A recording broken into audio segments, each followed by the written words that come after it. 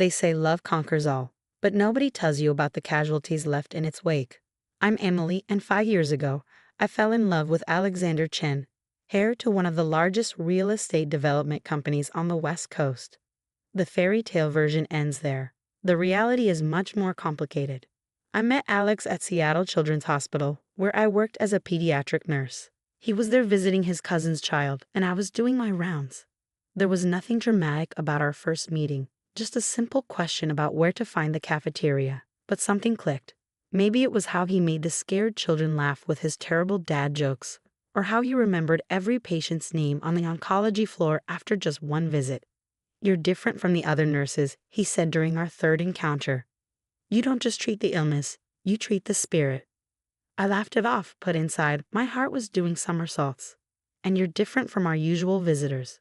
Most people can't wait to escape this place." What I didn't know then was that Alex was supposed to be at a business lunch with one of his father's potential investors. Instead, he was sitting in the hospital playroom, helping me organize a puppet show for the kids in long-term care. Our love story wasn't supposed to happen. Alex was meant to marry Catherine Morrison, daughter of another real estate tycoon. A merger of empires disguised as a marriage. I was just a nurse from a middle-class family in Tacoma, with student loans that would take decades to pay off. The whispers started as soon as our relationship became public. Gold digger, they called me at the charity galas Alex took me to. Social climber, they whispered at the country club events. But it was Marcus Chen, Alex's father, who turned those whispers into shouts. "She's after the family money," he declared during our first and only dinner at the Chen mansion. "A nurse? Please, she probably researched our family and planned this whole thing." I sat there, my soup growing cold, as Marcus listed every reason why I wasn't good enough for his son. My hands trembled under the table, but Alex's grip kept me anchored. "That's enough, Dad." Alex's voice cut through his father's tirade. "Emily is the woman I love. Either accept that, or accept that you'll lose your son." The silence that followed was deafening. Grace Chen, Alex's mother, dabbed at her eyes with an embroidered napkin while Marcus's face turned an alarming shade of red. "If you choose her," Marcus said, each word dripping with venom, "you can forget about your inheritance, your position in the company, everything. I'll cut you off completely." Alex stood up, took my hand, and walked out of that mansion without looking back. That night, as we sat in my tiny apartment eating takeout Chinese food, he seemed more relieved than devastated. "I've been living someone else's life," he admitted, picking at his chow mein. "Maybe this is my chance to live my own." Alex started from scratch. He liquidated his personal investments before his father could freeze them and opened a small real estate consultancy. I kept working at the hospital, and together we built a life that was modest but ours. We got married in a simple ceremony at the courthouse, followed by a celebration in my parents' backyard. None of the Chens attended. 2 years into our marriage, we were blessed with twins, Lily and Lucas. The pregnancy was difficult, and I had to stop working to avoid complications. Alex's business was doing well, but medical bills strained our finances.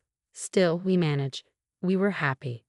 Then, 3 months ago, Lucas started bruising easily. He was tired all the time, and what we thought was a persistent flu wouldn't go away. The diagnosis hit us like a thunderbolt: acute lymphoblastic leukemia. Our world narrowed to hospital rooms and medical terms: chemotherapy, bone marrow transplants, clinical trials. The costs were astronomical, even with insurance. Alex took out loans, we maxed out credit cards, and I sold every piece of jewelry I owned, including my engagement ring. My former colleagues at Seattle Children's became our support system. They helped us navigate the healthcare maze, found clinical trials Lucas qualified for, and sometimes even worked extra shifts to ensure one of them was always available for him. Dr. Sarah Martinez, Lucas's oncologist, became our guardian angel. "We're seeing good progress," she'd tell us, showing us his latest test results. "Lucas is a fighter." And he was. Through the hair loss, the nausea, the endless needle pricks, our 4-year-old boy kept smiling. Lily, his twin sister, refused to leave his side, sleeping in the hospital room more often than not. We were barely keeping our heads above water financially, but Alex never once suggested reaching out to his family. He worked longer hours, took on more clients. and somehow always managed to have a new toy for the kids when they had tough days at the hospital. Then, last Tuesday, everything changed. I was at the hospital with Lucas when a familiar figure appeared in the doorway. Grace Chen, my mother-in-law, looking every bit as elegant as the last time I'd seen her, but somehow smaller, more fragile. "Emily," she said, her voice breaking. "We need your help. Marcus, he's dying." I stared at Grace Chen, trying to process her words. Lucas had finally fallen asleep after his latest round of chemotherapy, his small body curled around his favorite stuffed dinosaur. The steady beeping of his heart monitor filled the silence between us. "Dying," I repeated, my voice barely a whisper. Grace nodded, sinking into the visitor's chair. She looked older than I remembered, worry lines etching deep grooves around her eyes. "End-stage renal disease. He needs a kidney transplant." The irony wasn't lost on me. Here I was spending my days in a children's oncology ward, watching my son fight for his life, while the man who called me a gold digger was facing his own mortality. "We've all been tested," Grace continued, her perfectly manicured hands twisting in her lap. "Alex's sister, me, our extended family, even Catherine Morrison volunteered. None of us are matches." She looked up at me, desperation clear in her eyes. "The doctor suggested testing non-blood relatives. You're our last hope." I felt a laugh bubble up in my throat, but I swallowed it down. "You haven't spoken to us in 5 years," I said, keeping my voice low to avoid waking Lucas. "You didn't come to our wedding. You've never met your grandchildren. And now you want my kidney?" "I know we don't deserve your help," Grace admitted, and for the first time, I heard genuine regret in her voice. "But Marcus is running out of time. The dialysis isn't enough anymore. Please just get tested. If you're not a match, we'll never bother you again." I looked at Lucas, his face peaceful in sleep despite the tubes and monitors surrounding him. How many times had I wished for a miracle cure for him?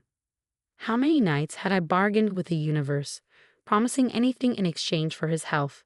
"I'll think about it," I said finally. Grace left her card with a handwritten note on the back, Marcus's blood type and the contact information for his transplant team. I slipped it into my pocket, where it felt like it was burning a hole through the fabric. That night, after the night nurse had taken Lucas's vitals and Lily was asleep in the fold-out chair, I told Alex about his mother's visit. He listened silently, his face unreadable in the dim light of the hospital room. "What are you thinking?" I asked when he hadn't spoken for several minutes. "I'm thinking about karma," he said finally, "and about how life has a way of humbling even the proudest people." He took my hand, his thumb tracing circles on my palm. "But this has to be your decision, Em. You don't owe them anything." The next morning, I called the transplant center. The initial blood tests showed I was a potential match. Further testing confirmed it. I was compatible enough to donate a kidney to Marcus Chen. When the transplant coordinator called with the results, I didn't immediately say yes. Instead, I asked for a meeting with Marcus and Grace. They agreed to come to the hospital. They arrived the next day, Marcus in a wheelchair despite his obvious reluctance to appear weak. The mighty Marcus Chen, brought low by failing kidneys. He looked nothing like the intimidating figure who had once threatened to destroy his son's life. His skin had a grayish tinge, and his designer suit hung loose on his frame. I led them to Lucas's room. He was having a good day, sitting up in bed, working on a puzzle with Lily. Alex stood by the window, his posture tense but controlled. "Meet your grandchildren," I set, my voice steady. "This is Lily, and this is Lucas. Lucas is fighting acute lymphoblastic leukemia. He's the bravest person I know." Marcus and Grace stood frozen in the doorway, staring at the twins. Lily looked up, her eyes narrowing with curiosity. Lucas continued focusing on his puzzle, his bald head gleaming under the fluorescent lights. "The treatment costs are astronomical," I continued, pulling out a thick folder from my bag. "This is what we've paid so far. This is what we still owe.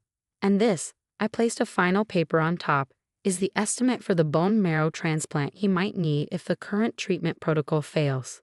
The numbers were staggering. Even mortgaging our house and depleting our savings hadn't been enough. We had to start a GoFundMe campaign, swallowing our pride to ask strangers for help while Lucas's own grandparents lived in luxury.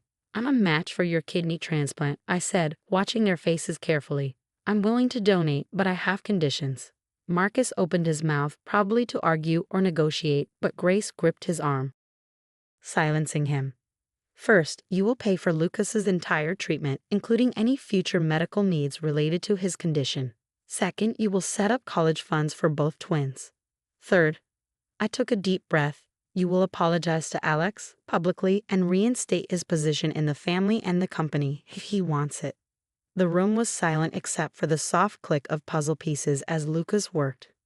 Marcus looked from the medical bills to Lucas, then to Alex, who hadn't moved from his position by the window.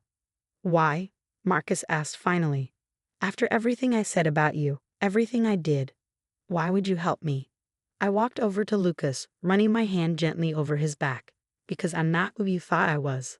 I'm not here for your money or your status.